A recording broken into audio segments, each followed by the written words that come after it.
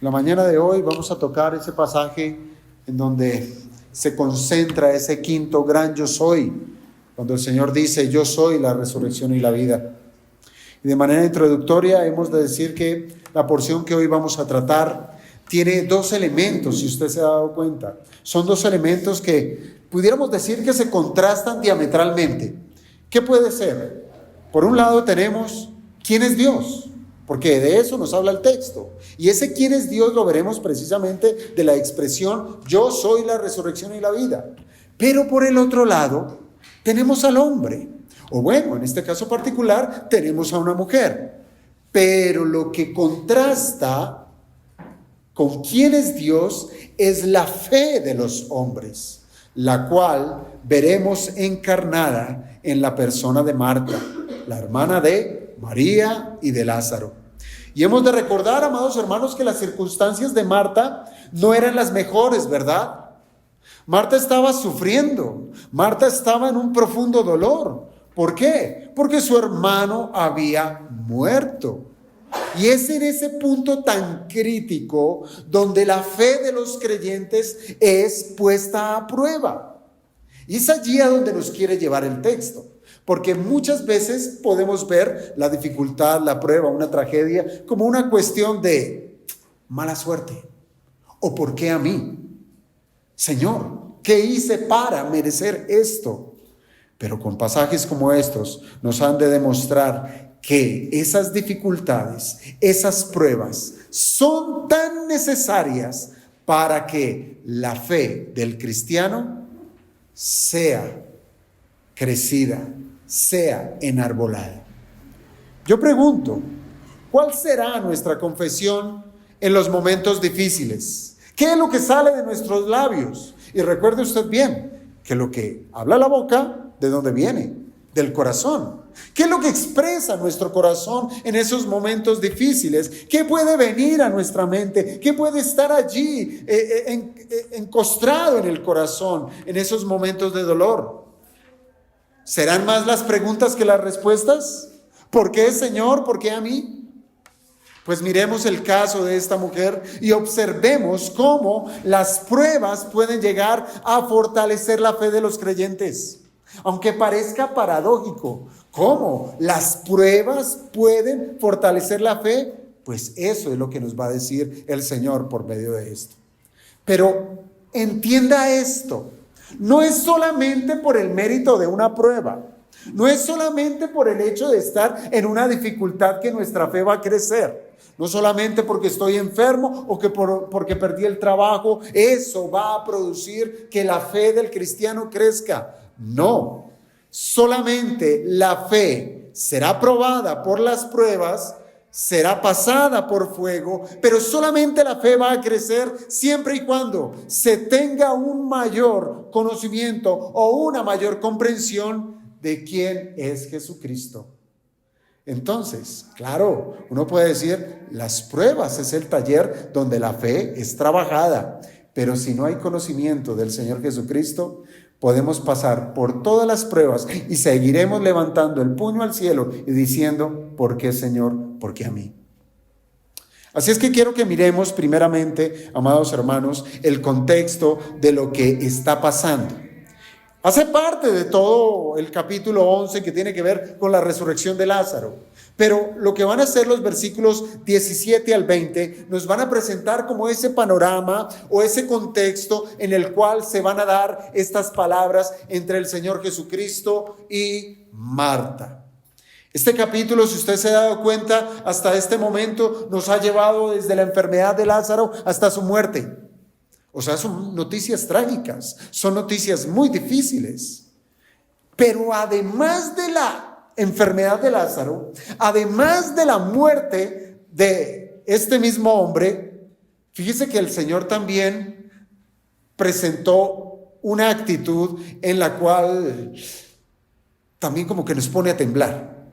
El Señor tomó la decisión de no viajar inmediatamente cuando le llega el mensaje de Lázaro está enfermo. Él decide no viajar inmediatamente cuando Lázaro aún estaba con vida. Y pudiéramos nosotros decir en nuestra humanidad, cuando todavía había esperanza, ¿cierto? Y esa aparente demora ahora se convierte en 4 días. 4 días en que Lázaro ya había sido sepultado. Es decir, es un escenario muy duro, muy difícil. Tanto Marta como María esperaban que el Señor se hiciera presente mientras Lázaro estaba con vida. Pero vieron a su hermano morir y el Señor no llegó. ¿No le parece algo como tan común en nuestra experiencia de vida? Las pruebas, dificultades, problemas con los hijos, con el esposo, con la esposa, o la enfermedad o la misma muerte, vienen, y cuando veíamos que de pronto el Señor podía intervenir, le rogábamos a Él, y vemos que el desenlace es completamente fortuito, es completamente diferente. A la persona la vimos morir. El trabajo por el cual estábamos pendiendo de un hilo, lo perdimos. Donde teníamos cierto ingreso y necesitábamos pagar tales deudas y perdimos ese ingreso. Y es allí donde está la pregunta: Señor, ¿dónde estás tú? Y exactamente, hermanos, esos 4 días son relevantes. Ese tiempo de espera es fundamental que entendamos que no está en nuestras manos, sino en las manos de Dios. Y es exactamente en ese tiempo que el Señor viene a Betania, pasados 4 días después de la muerte de Lázaro. Y con esto dándonos a saber que los planes de Dios muchas veces no se ajustan a nuestros deseos. ¿No le ha pasado? A mí sí, y mucho.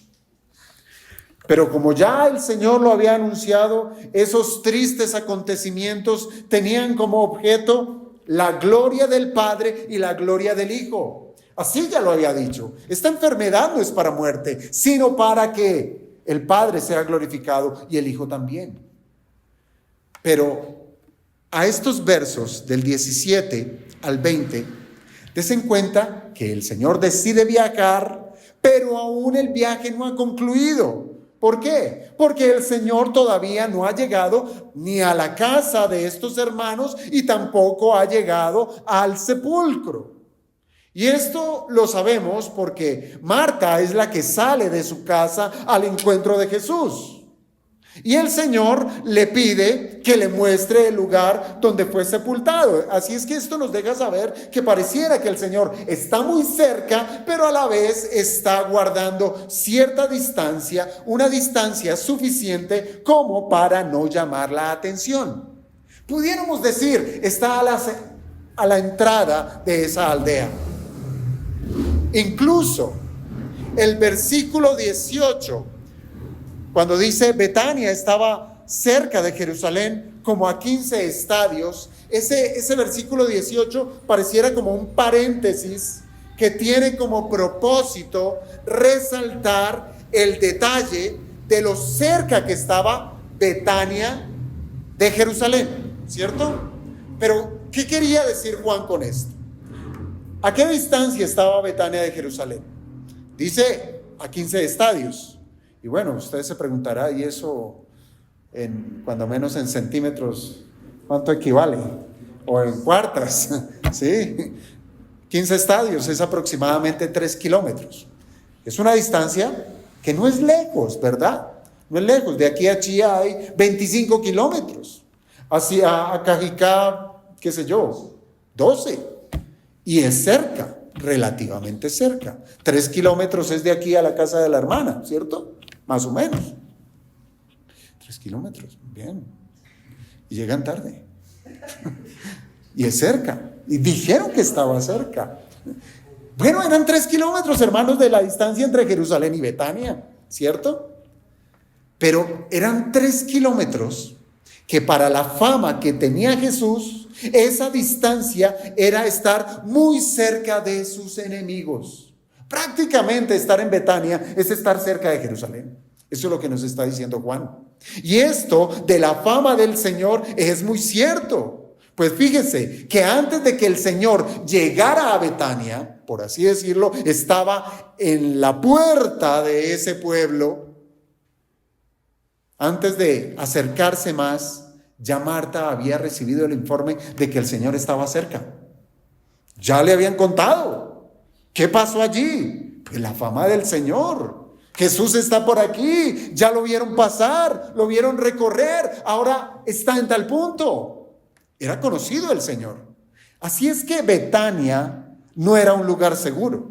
Es más, el mismo versículo 19 nos da otros detalles adicionales. ¿Cuáles? Nos dice que en la casa de Marta y de María habían muchos ¿qué? Judíos. Habían judíos que habían venido, sí, claro, con el propósito de consolar a la familia por la muerte de Lázaro.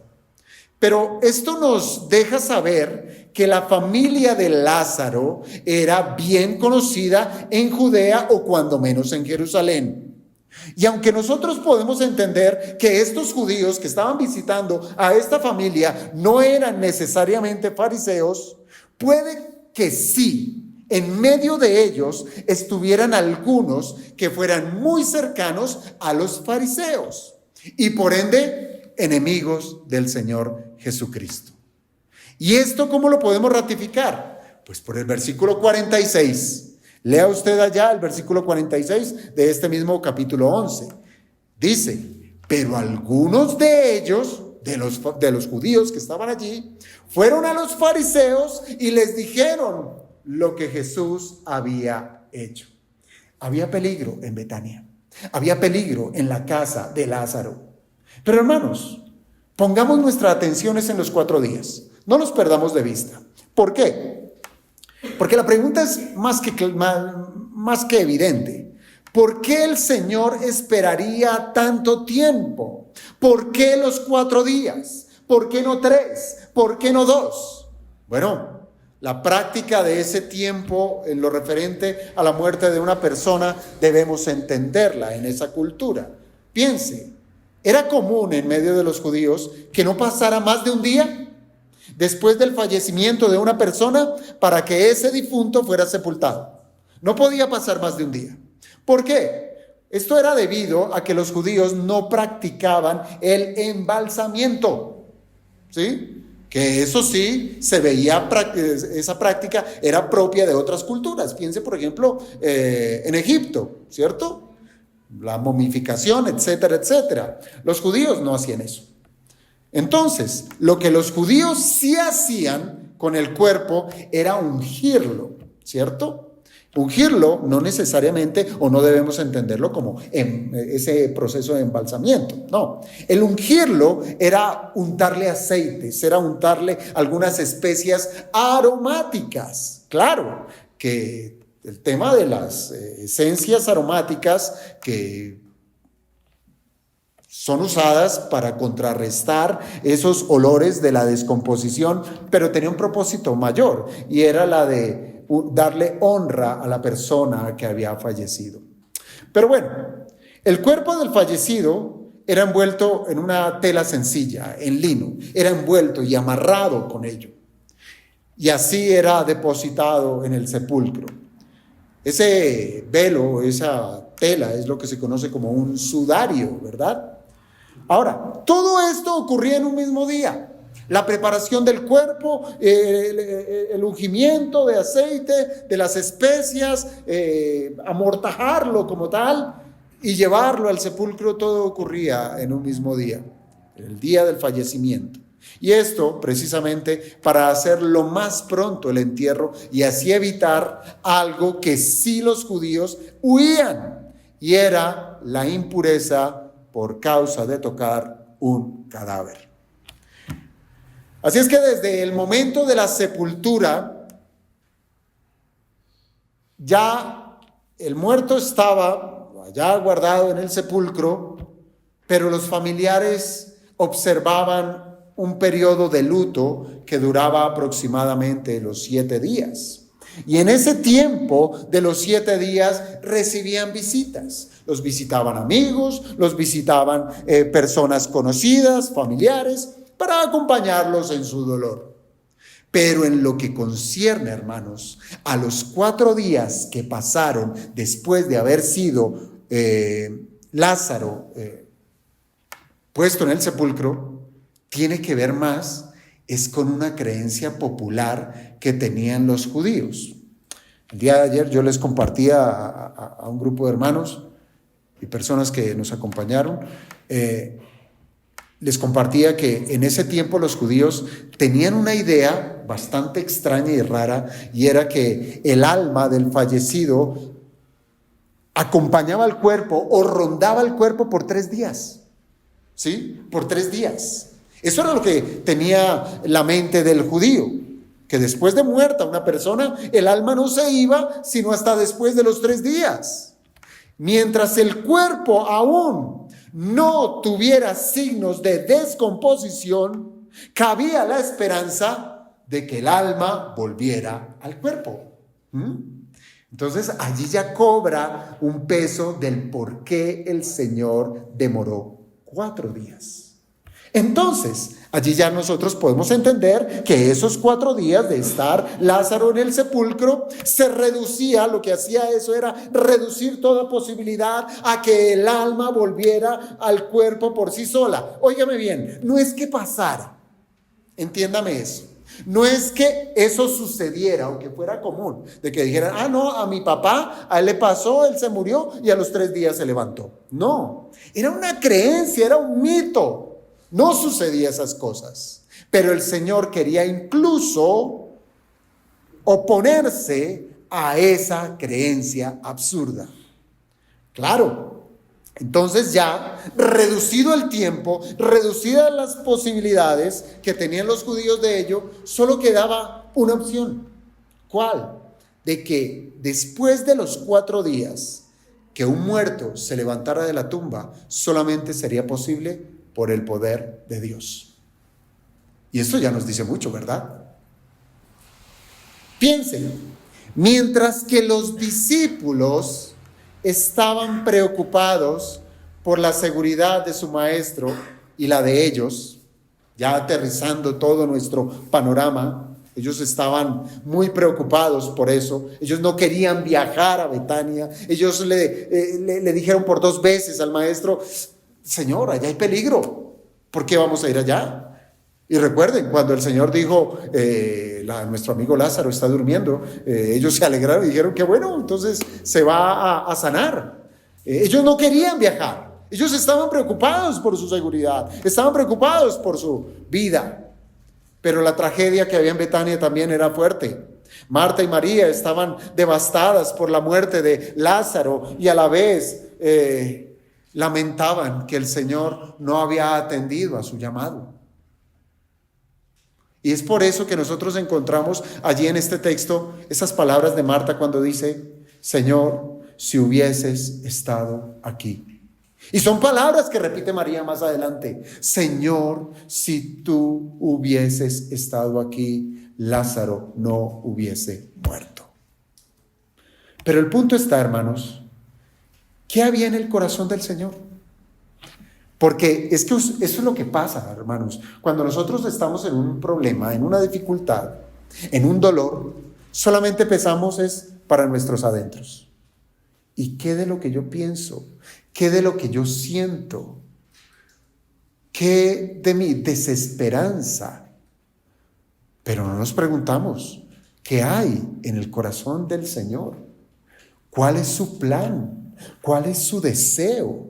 Hermanos, habían planes por cumplir en el corazón del Señor Jesucristo. Planes que son eternos, planes que sobrepasan aún el entendimiento nuestro, planes que involucraba la gloria del Padre y la gloria del Hijo. Pero además esos planes redundaban también en que el Señor iba a utilizar toda esta escena con el propósito de alimentar, de alentar la fe de los discípulos y la fe claramente de Marta y de María. Así es que, si ustedes se dan cuenta, ya debiéramos nosotros empezar a ver nuestras dificultades de otra manera. Es decir, Señor, ¿tú qué quieres con esto para mi vida?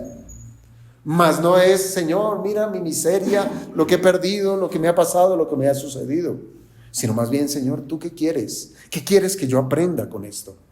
Así es que, si usted es uno de los que está sufriendo por causa de una prueba, o puede ser que usted se esté identificando ya sea con los discípulos porque tiene miedo, porque tiene temor de lo que pudiera pasar con su vida al llevar el evangelio,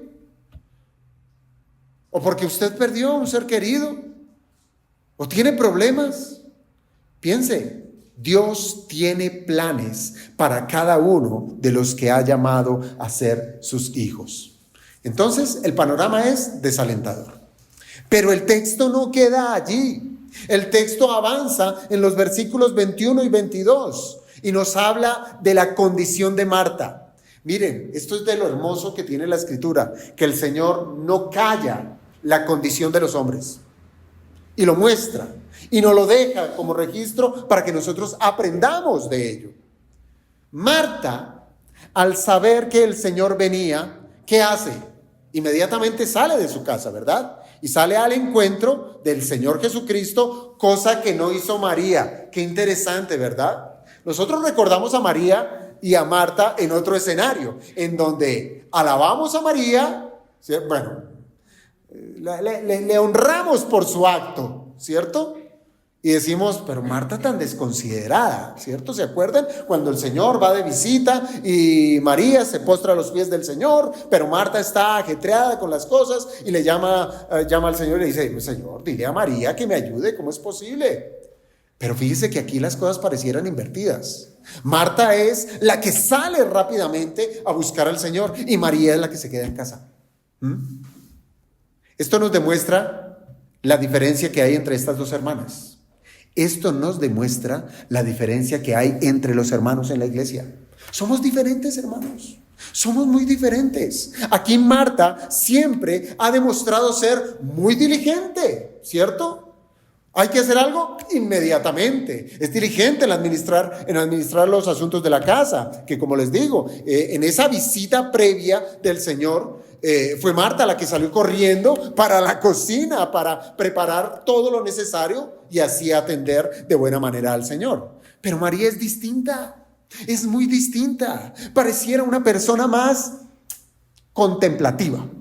Esa es la palabra, contemplativa. Pues en esa misma escena en que el Señor la visita, ella prefirió estar a los pies del Señor escuchando sus palabras. Pero esta vez, ese carácter contemplativo de María la hace seguir estando de luto, guardando ese tiempo de luto en su casa, siendo consolada por las visitas. Pero hermanos, eso no es de extrañar, por eso es que no es de extrañar que fuera Marta la que salió al encuentro del Señor mientras María esperaba pacientemente en su casa. Pero ya estando Marta con el Señor, se encuentra con Él, nosotros podemos detallar de sus palabras, podemos encontrar en sus palabras dos asuntos que son relevantes del estado de su corazón. Lo primero es que Marta tenía cierto grado de insatisfacción. Puede decir, uy, qué desconsiderada, Marta, insatisfecha delante del Señor. Así somos nosotros. Mire, esa insatisfacción de Marta se trataba de una mezcla de lamento y de queja. Lamento y queja. Verso 21. Señor, si hubieses estado aquí, mi hermano no habría muerto. ¿Se está lamentando? Claro, de la muerte de su hermano. ¿Se está quejando? Tiene aroma de queja. Señor, si hubieses estado acá, otra sería la historia. No podemos decir, hermanos, o más bien no pudiéramos nosotros condenar a Marta, e incluso no pudiéramos decir que Marta no creyera en Jesús. Marta creía en Jesús. Si no lo fuera, si Marta no hubiese creído en Jesús, ¿para qué molestarse en ir en busca del Señor? ¿Verdad? ¿Para qué? Ella creía en Jesús. Yo creo, hermanos, que estas palabras que dijo Marta nacen sí de la frustración y del dolor.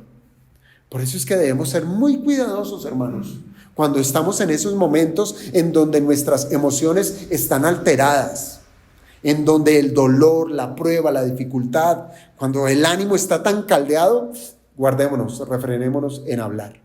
O pensémoslo muy bien, ¿sí? Meditémoslo muy bien. Porque eso es lo que pasa con Marta. Habla palabras de frustración, habla palabras de dolor por la pérdida de su hermano. Y esto es cosa que el Señor, ¿qué hizo? ¿Reprochó? ¿El Señor la reprochó? ¿El Señor la condenó? Nada de eso, no lo hizo. Claro, tampoco la alabó por ello. El lamento de los hombres, tenga en cuenta, siempre va a ser propio de nosotros los seres humanos. Siempre nos vamos a lamentar, siempre nos vamos a estar quejando, pues cuando somos nosotros vencidos por algún problema o algún desastre o algún duelo, de alguna manera siempre vamos a expresar ese ay de angustia. Nos vamos a quejar. Pero parece que el dolor puede llevarnos, y aquí está el problema o está el peligro, y es que el dolor puede llevarnos a oscurecer el conocimiento que tengamos de Dios, mas no quitarlo. Lo puede oscurecer y podemos olvidarnos de Dios y podemos olvidarnos de su gracia, de su amor, de su misericordia. Podemos olvidarnos que Él es todopoderoso. Marta era consciente, sí, que Jesús hubiese podido sanar a Lázaro, ¿verdad? Y eso lo dice allí en sus palabras. Si hubieses estado aquí, mi hermano no hubiese muerto. Es más, la misma popularidad de los milagros del Señor Jesucristo nos permite pensar que Marta sabía que Jesús podía sanar aún a la distancia. Seguramente Marta lo sabía, pero no fue así. ¿Marta tenía fe? Sí, tenía fe, pero su fe estaba muy débil. Era una pequeña llama que se estaba cada vez como apagando y apagando por causa de su dolor. O cuando menos, el mismo dolor estaba ocultando lo que ella debía creer del Señor Jesucristo. Así somos nosotros los hombres. Así somos incluso siendo cristianos. Piense, por ejemplo, en los casos de Moisés. ¿Moisés se quejó? Sí, y mucho. Con tal que le dijo, Señor, tu pueblo, si quieres, bórralo. Ya estoy hasta acá. ¿Sí? ¿O se acuerdan de Elías? Elías también cayó en depresión. Él también se deprimió por causa de... Y le dice, Señor, busquen para matarme. Me busquen para matar. O piensen en las quejas de Job. Job se quejó. Pobre Job, ¿verdad? Él sí que traía en su misma piel todas las marcas de lo que es estar en problemas. Y se quejó.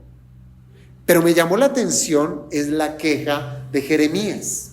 Y quiero que lo busque usted en Jeremías capítulo 20, 7 al 9. Jeremías capítulo 20, versículos 7 al 9.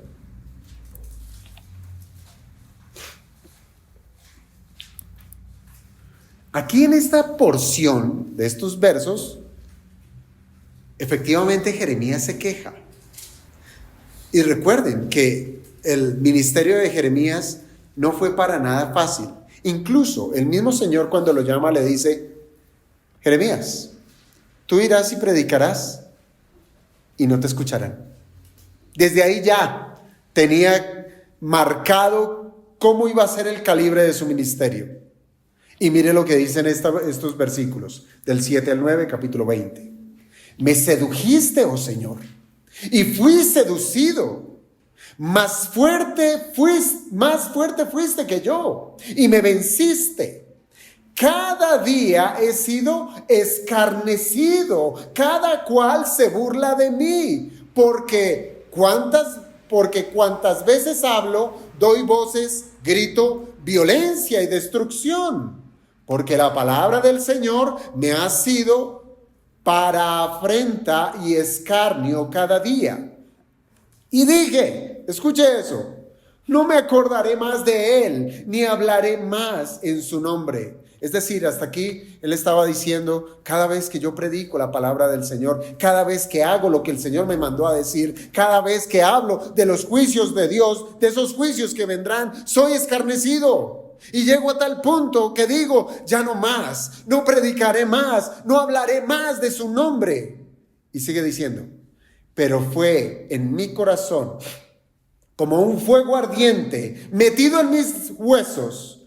Traté de sufrirlo y no pude. Traté de callarme, traté de no seguir siendo tu siervo, pero no pude. Tú me sedujiste y fuiste más poderoso y me venciste. ¿Queja? ¿Un reclamo?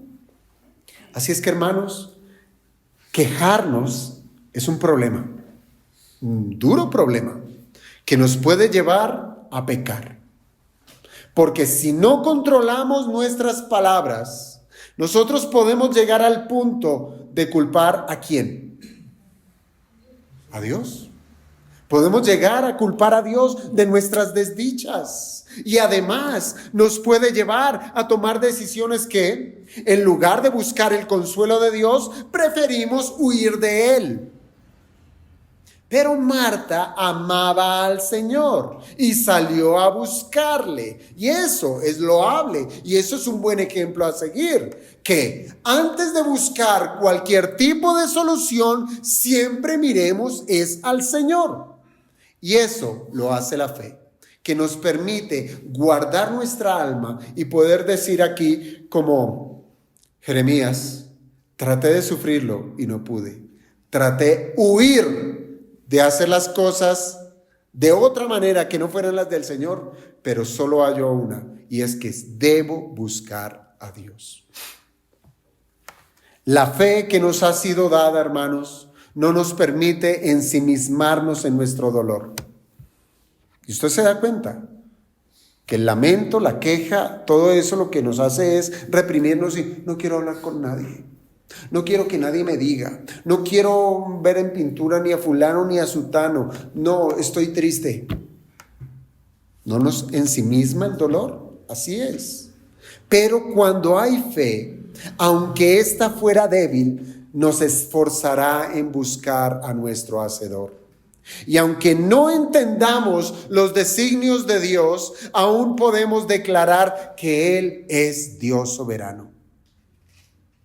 Y es así, hermanos, como el lamento de Marta ahora es expresado de otra manera. Cambia. Marta ahora expresa que aún tiene un grado de esperanza. Versículo 22. Mas también sé, fíjese, primero se queja, primero se lamenta, pero hay algo en su corazón que no lo puede sufrir, no lo puede, sino que es entregada a ello. Mas también sé, ahora que todo lo que pidas a Dios, Dios te lo dará. Hermanos, si esto no es fe, ¿qué pudiéramos decir que es? Esta es la declaración de un verdadero creyente. Pues el que no lo es, el que no es creyente, no saldrá de su amargura y se levantará de manera tal que su puño levantará al cielo, siempre recriminando que su desgracia procede de allí. Eso lo hace el incrédulo. Pero miren muy bien las palabras del verso 22. Mas también sé ahora que todo lo que pidas a Dios, Dios te lo dará. Y yo pregunto, ¿qué tan lejos llegaba la esperanza de Marta? ¿Qué estaba esperando Marta? ¿Qué creía? ¿Qué tenía en su corazón? Que lo que el Señor pudiera pedir al Padre y se lo iba a conceder. ¿Cuál era su esperanza? ¿Será que ella estaba esperando la resurrección de su hermano? ¿Qué piensa usted? ¿Estaría esperando que Lázaro fuera resucitado? En su corazón, allá Marta pensando, y le dice, yo sé, Señor, que si tú, todo lo que pidas a Dios, y ella en su cabeza, si le pidieras que resucitara a mi hermano, Dios te lo dará. ¿Será que pasó eso por su cabeza? Digo yo que pareciera que no. Pareciera que no. Pues justo cuando el Señor, más adelante, llega al sepulcro y manda a quitar la piedra del sepulcro, es Marta la que se opone, resistiéndose, diciendo en el verso 39, Señor, hiede ya huele mal, porque es de 4 días. Es como queriendo decir, no te molestes, Señor, ya no hay nada que hacer, está más muerto que muerto. Entonces, lo que está pidiendo Marta allí en el verso 22 tiene esperanza, pero al igual que su fe, está así, está pequeña.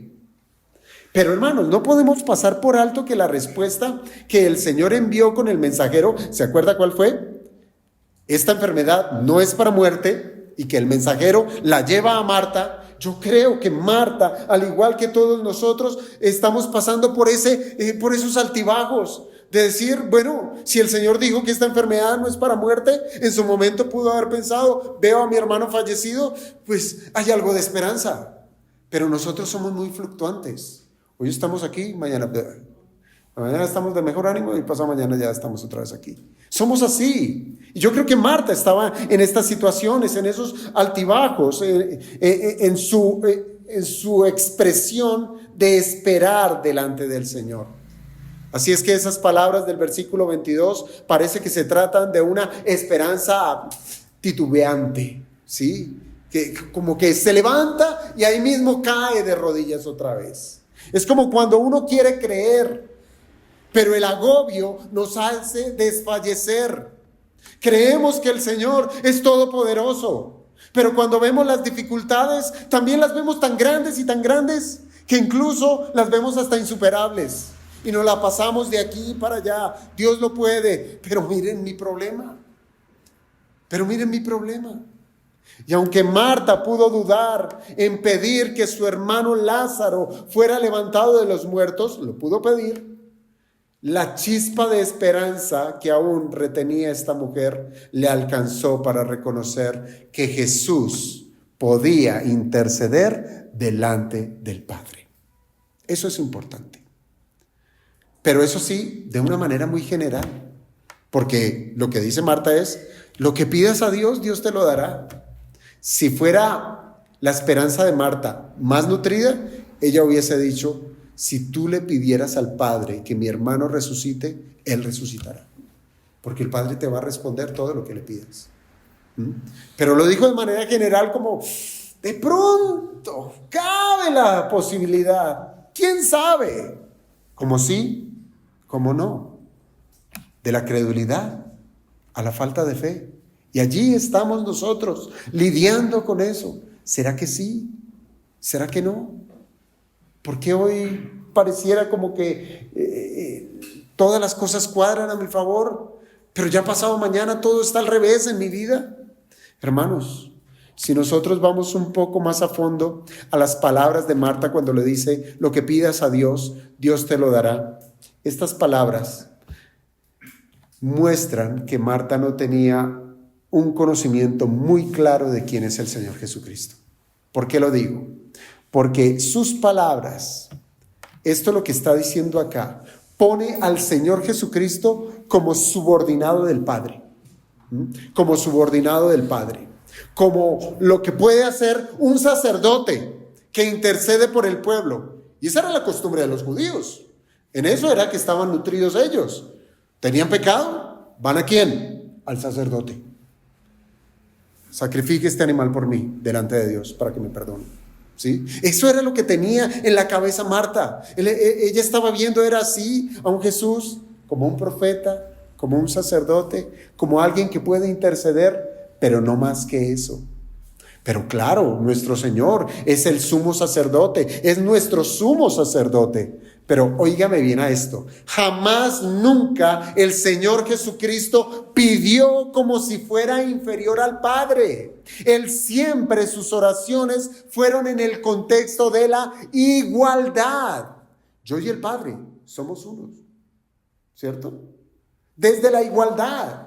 Así es que nosotros podemos decir que el estado actual de Marta es la de una mujer sincera, sí, que no oculta su dolor ni tampoco su frustración, y aún así expresa una fe tenue, débil, pero aún suficiente como para confiar en Jesús.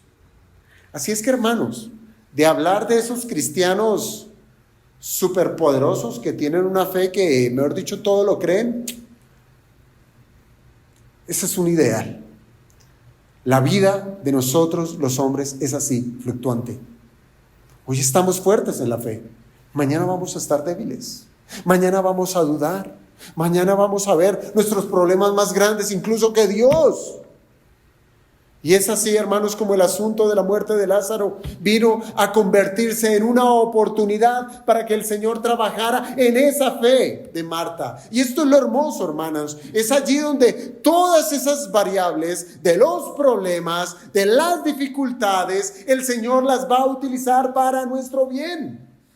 El Señor va a leccionar a Marta para que conozca más de quién es Él, que conozca a Jesucristo de una manera más profunda, más precisa, y así su fe sea robustecida. Por eso es que les digo, no es el problema, eso no nos hace crecer, es el conocimiento que tengamos de Jesucristo en medio del problema. Por eso el tercer punto del sermón es: la fe de Marta es puesta a prueba. Ponga allí su nombre, porque la fe nuestra será puesta a prueba. Mientras que estos versículos 23 al 26 nos van a presentar de una manera cómo el Señor le responde a Marta, y Marta interactúa con el Señor, pero el Señor cierra esto con una declaración muy poderosa. Mientras que Marta parecía bastante incómoda con lidiar en su corazón con la realidad de los hechos y con lo que ella quería, cosa que para ella era un asunto imposible, de decir que Lázaro resucite, no lo creo, pero aún creo en el Señor Jesús. Eso por un lado, pero por el otro estaba que el Señor, con autoridad y sin ningún quiebre en su voz, le dice a Marta: tu hermano resucitará. Qué hermoso, ¿no? Que en el momento más difícil, donde nuestra fe pareciera extinguirse, es allí donde el Señor dice: lo haré. Voy a intervenir. Voy a hacer de manera puntual. Y en este caso, tu hermano resucitará.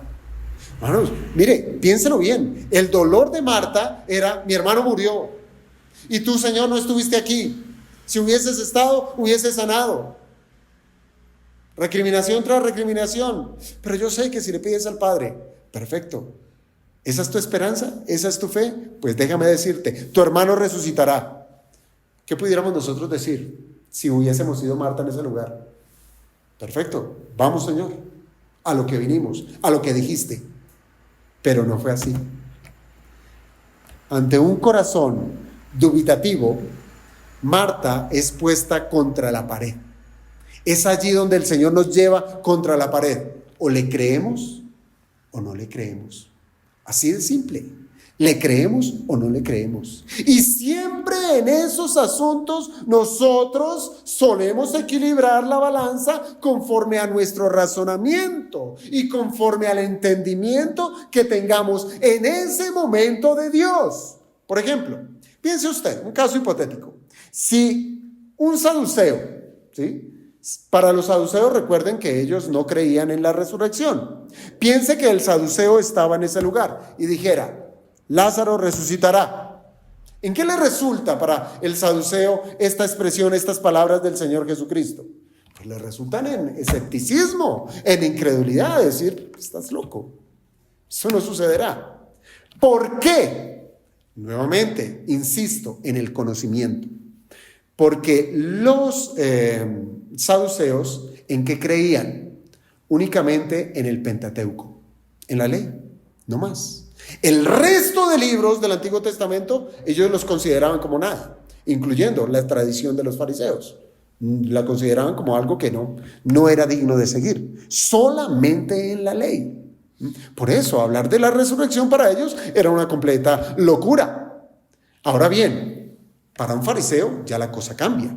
Ahora, y esto sería el mismo común para todos los judíos, entre ellos Marta. Marta, como un judío, ¿sí?, que ha sido enseñada por los fariseos, la creencia en la resurrección era parte fundamental en el judaísmo. Por ejemplo, un judío que sí tenía todo el Antiguo Testamento y lo creía, pues consideraba las palabras de Daniel, en Daniel capítulo 12, versículo 2, que se nos enseña claramente la doctrina de la resurrección. Allá en Daniel 12:2 podemos leer: y muchos de los que duermen en el polvo de la tierra serán despertados, unos para vida eterna y otros para vergüenza y confusión perpetua.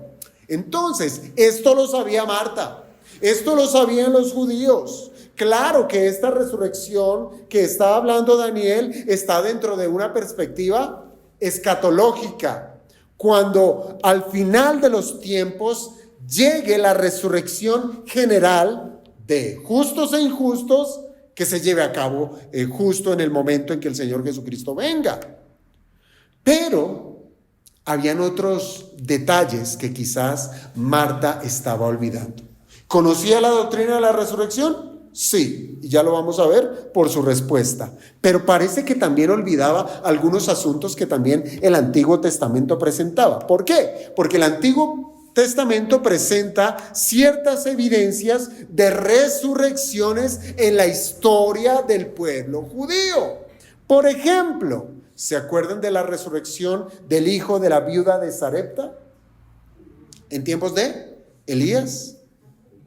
Ahora, su pupilo, su discípulo, Eliseo, también produjo una resurrección, el hijo de la tsunamita.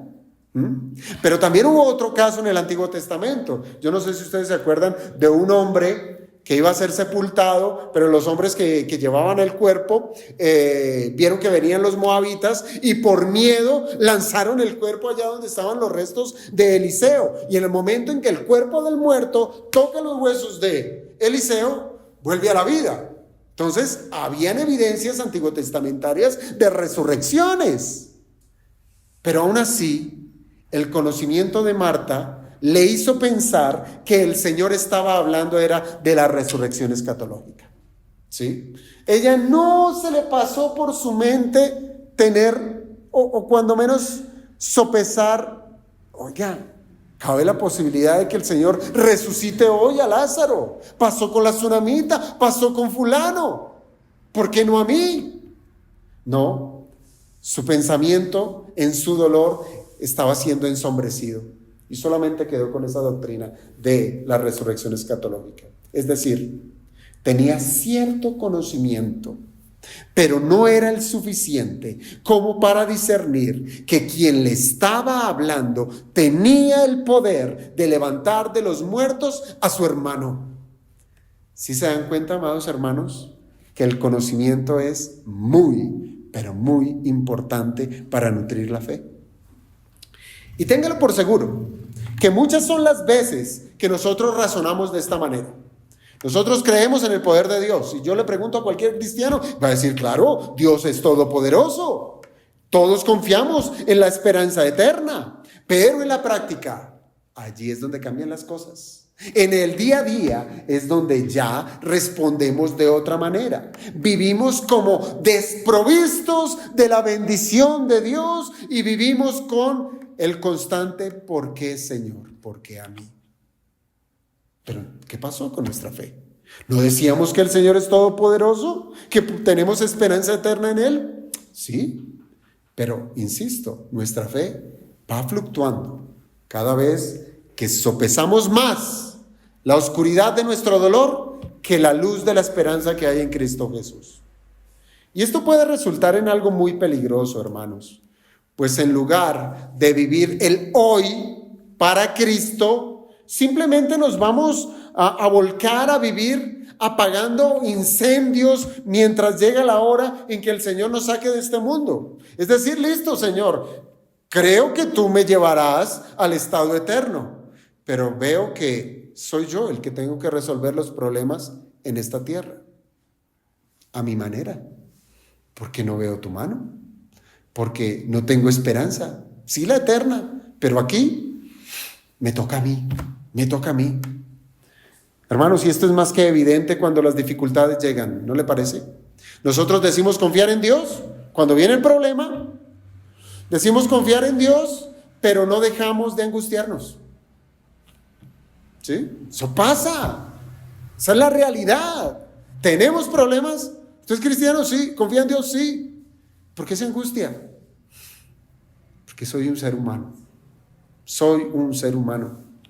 ¿Podemos decir que somos cristianos? Sí, pero rápidamente abandonamos la vida de piedad por atender nuestras preocupaciones. Rápidamente.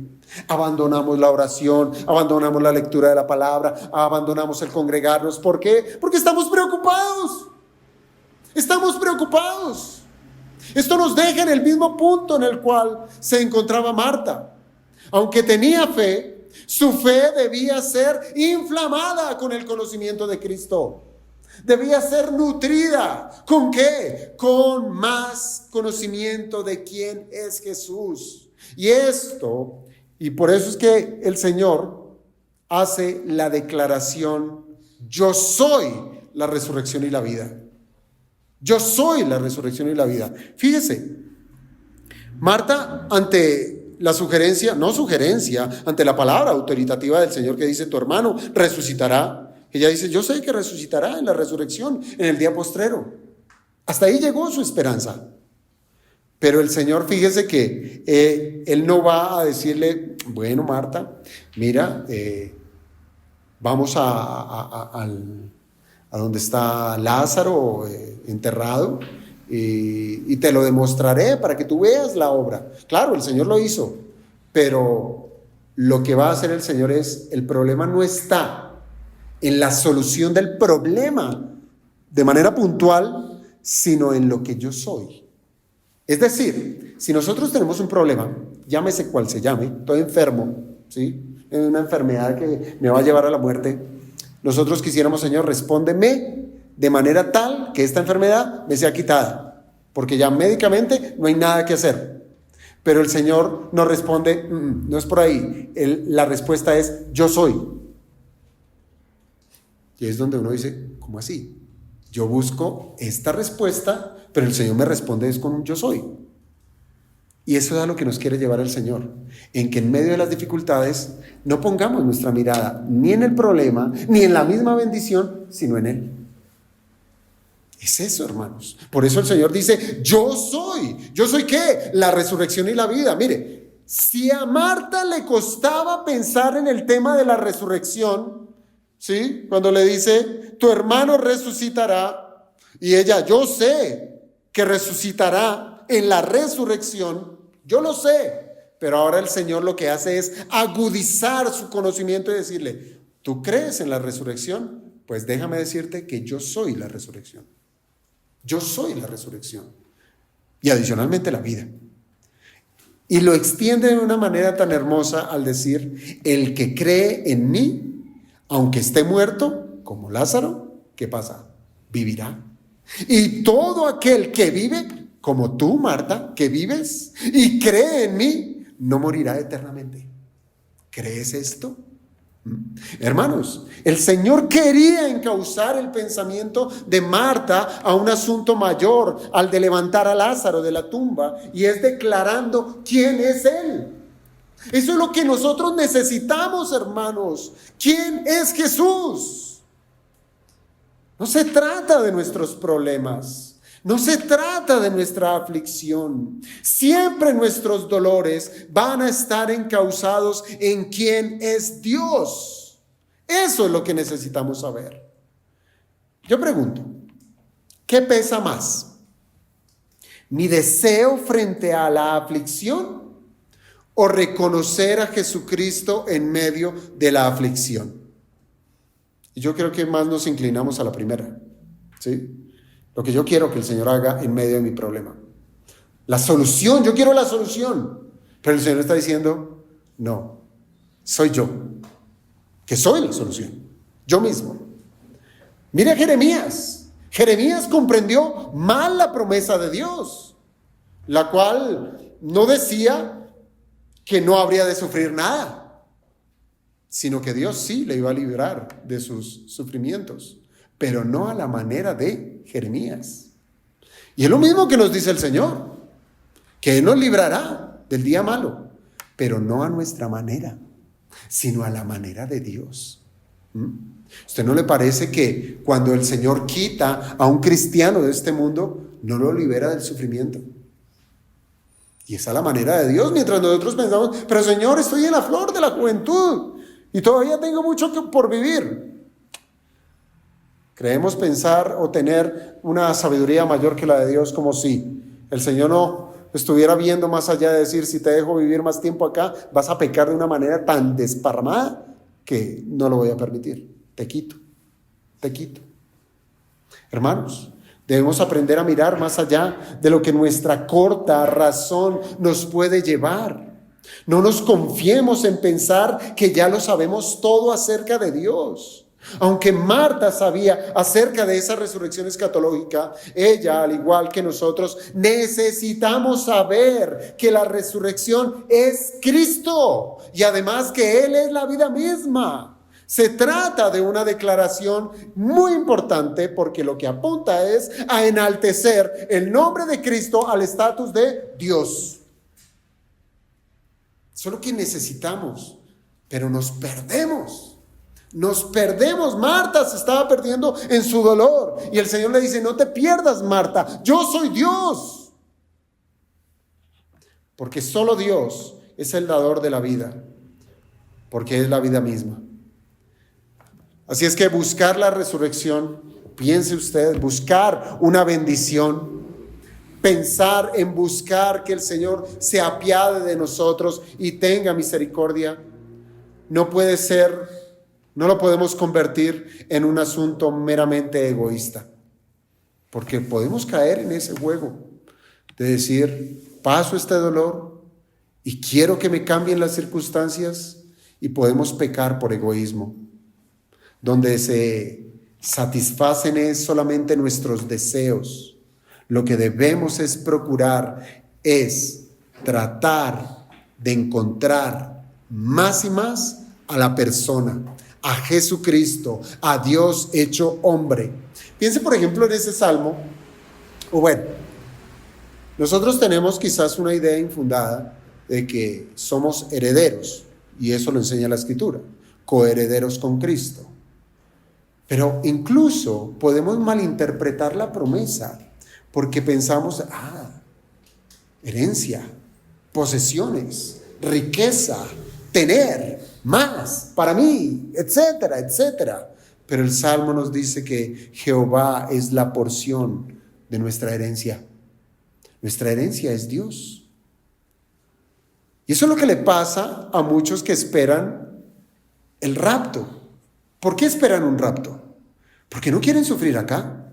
Quieren ser sacados de este mundo para no pasar por una tribulación o una gran tribulación.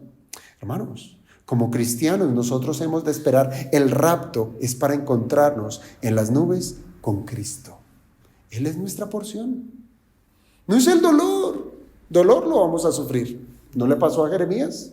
¿No le pasó a Marta? ¿No nos pasa a nosotros? Entonces, esa no es la situación, sino es mirar que nuestra esperanza es Jesucristo, es Él.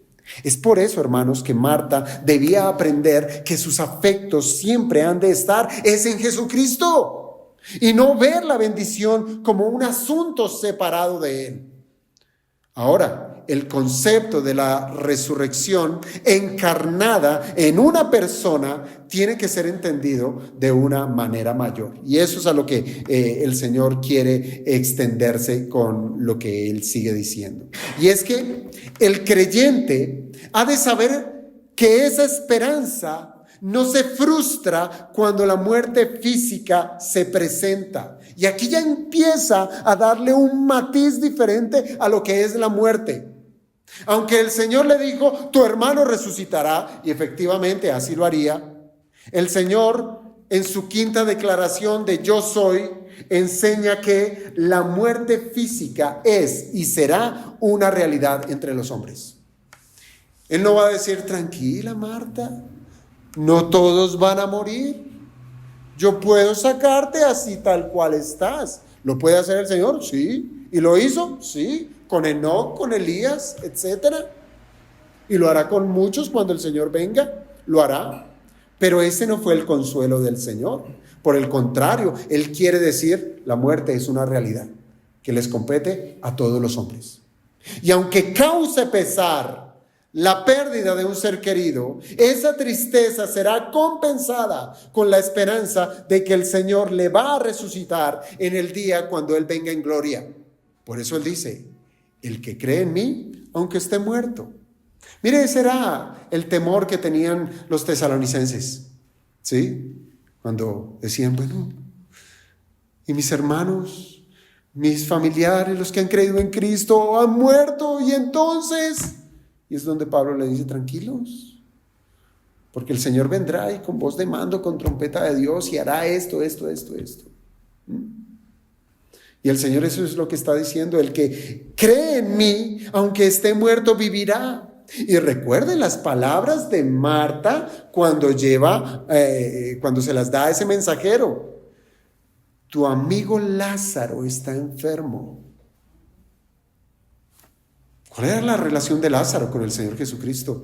De uno que cree, de uno que ha sido traído a la paz del Señor por medio de Jesucristo. Así es que es una palabra consoladora que le dice el Señor.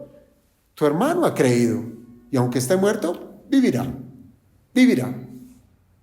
Así es que Marta a esta altura pudo haber reconsiderado su duelo, hallando consuelo en saber que su hermano resucitaría, pero no era consciente que sería despertado antes de esa resurrección escatológica. Yo creo que sí, su corazón se inflamó y se llenó de gozo, pero todavía era pequeña su fe. Pero el Señor aún va más allá y quiere extender su consuelo a los creyentes que están vivos. Es decir, esta primera parte se refiere, en este caso particular, a lo que le sucedió a Lázaro y lo que le ocurre a todos los creyentes que han muerto. Ellos vivirán si creyeron. No se preocupen, ellos vivirán. Pero la segunda parte, el Señor atiende es a los cristianos que están vivos. Es decir, Marta, ahora voy con tu corazón. No te preocupes por Lázaro, ahora voy contigo. Se trata del consuelo de los creyentes que están vivos. Y claro, esto complementa su primera declaración diciendo en esta segunda, y todo aquel que vive, ¿sí?, que está vivo y cree en mí, eso sí, y cree en mí, no morirá eternamente.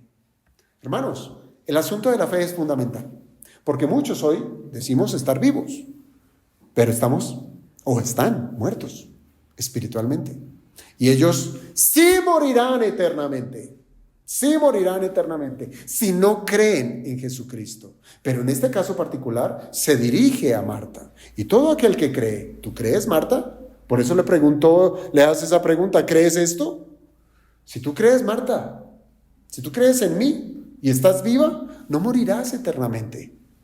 Hermanos, esta segunda parte de la declaración del Señor es más precisa en apuntar cuál es la realidad de los creyentes. Y es que aún estando en vida, si han creído en Jesucristo y aunque experimentarán la muerte física, nunca morirán eternamente. Así es que, ¿qué papel juega la muerte física? ¿Pesa para dolor y tristeza y angustia? No, Señor, no me quiero ir de este mundo. Ay. Mientras que el creyente que fallece ya ha experimentado la vida en la presencia de Dios. El cristiano que aún está militando en este mundo no debe por qué temer en morir físicamente. Se trata de un consuelo doble, ¿no le parece? Un consuelo doble. Ya sea que veamos morir a un hermano en Cristo, o ya sea que seamos nosotros los que experimentemos la muerte. Así es que, hermanos, Marta, por donde quisiera mirar su tristeza, tenía un consuelo que va más allá de levantar a un muerto de la tumba. Señor dijo, no, el asunto no es Lázaro. El asunto es lo que yo hago. Y es darle vida a un muerto. Vida espiritual. Y darle una vida que solamente en la gloria de Dios se puede experimentar. Y es momento, hermanos, de atender a la pregunta que hace el Señor al final del verso 26. ¿Crees esto? ¿Crees esto? Mire, no se trata de hacer, de obrar. Tráigame al muerto y lo resucitamos. Venga, prepare esto, hágalo uno, hágalo otro. Venga, ore, rece. No. Se trata es de esta sencilla pregunta que siempre pronuncia el Evangelio. ¿Crees esto? Si la fe es por el oír, ¿cierto? Y el oír por la palabra de Dios, entienda esto. La fe ha de ser nutrida por la misma palabra de Dios. ¿No es así? Y eso es lo que pasó acá. Esto es lo que justamente le pasó a Marta. Y es justamente lo que le pasa a cualquier creyente cuando estudia las Escrituras. Su fe es nutrida. Y la respuesta a la revelación no puede ser otra que la de reconocer a Jesucristo como el Hijo de Dios. Así es que en lugar de salir corriendo desesperado porque le pasó esto o aquello, vaya a la Biblia, ore, y el Señor le dirá, yo soy Dios.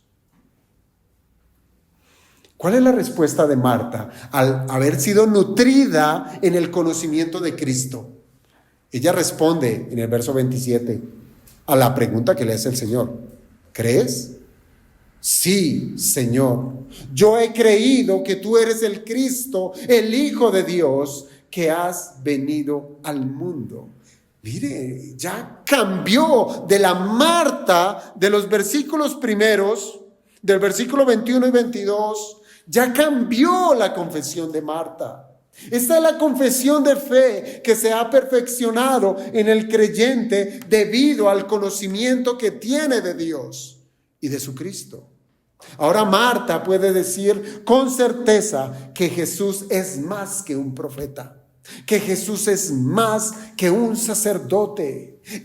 Marta puede decir que Jesús es más que ese concepto que tenían los judíos acerca del Mesías.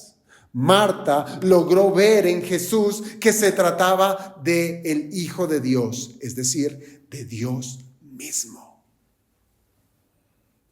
Dios mismo. ¿Qué podemos concluir, hermanos, con esto? Como ven, nuestra esperanza en medio de las tribulaciones no está en lo que para nosotros nos parece que sería lo correcto que sucediera. Allí no está nuestra esperanza. Y es claro que el dolor no es para nada agradable. A nadie le gusta sufrir. A nadie le gusta pasar malos tiempos. Y quisiéramos, claro, que esos tiempos desaparecieran o que pasaran muy rápido. Pero eso no nos haría muy distintos a los incrédulos. ¿O sí? El incrédulo también quiere eso. Que su aflicción pase rápido. Por eso es importante entender que la fe y el conocimiento de Dios van de la mano. Por cuanto involucramos la debilidad del hombre, piénselo así, y el conocimiento limitado que nosotros podamos tener de Dios, asimismo se va a limitar la luminosidad de nuestra fe. Por eso la pregunta, ¿qué tanto nosotros creemos en Dios? ¿Qué tanto creemos en Dios? ¿Recuerdan las palabras de Pablo allá en Romanos 10 cuando él hace esa pregunta? ¿Y cómo creerán en aquel de quien no han oído? ¿Qué tanto creemos en Dios? Pues míralo en cuanto usted conoce a Dios. Y esto desde el contexto de la salvación en las palabras de Romanos 10. Desde el contexto de la salvación significa que hay una urgente necesidad de predicar el Evangelio, enseñando que ¿quién es Jesús? ¿Quién es Jesús? Ahora bien, pero desde que una persona es salva, esa fe que le fue dada para confiar en Cristo, predicado desde el Evangelio, esa misma fe debe ser nutrida de tal manera que sepamos usarla en esos momentos tan difíciles que en este mundo hemos de experimentar. Ahora la pregunta, ¿cómo sabemos si nuestra confianza en Dios es pobre? Tranquilos, el Señor se lo hará saber. ¿Cómo? Por medio de las pruebas. Las pruebas serán el mejor terreno para mostrar el estado de nuestra fe. Usted no se preocupe por buscar responder esa pregunta. ¿Qué tan pobre es mi fe? El Señor se lo hará saber, nos lo hará saber. Ahora, ¿cómo alimentamos la fe? Que en eso es lo que debiéramos nosotros trabajar. El creyente, para crecer en la fe, será por medio de las Escrituras. Y así sabrá entender que hay propósitos distintos a las aflicciones, pero que hay una esperanza eterna que Dios ha prometido. Y si Dios lo ha dicho, así será. Entonces, hermanos, conocer a Jesús como la resurrección y la vida siempre ha de transformar la perspectiva de los creyentes. La tiene que cambiar. Nos tiene que dar más luz. Y por ello yo le pregunto, ¿cómo está su fe en esta mañana? ¿Pesan más las preocupaciones? ¿Ha venido hoy preguntándose cómo hacer para resolver sus problemas? Pues miren esta conversación entre Jesús y Marta. El Señor no le dijo, haz esto o haz aquello. Lo que verdaderamente necesitaba esta mujer, al igual que todos nosotros, es conocer más a nuestro Señor, a nuestro Salvador. Y espero, hermanos, que esto les sirva para valorar más los tiempos de enseñanza en la iglesia y para ser más disciplinados en los estudios en casa.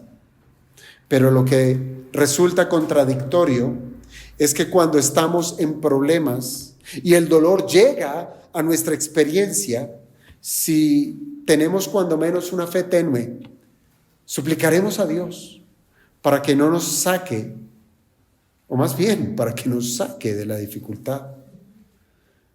Pero nos hemos preguntado, ¿eso es lo que verdaderamente quiere Dios?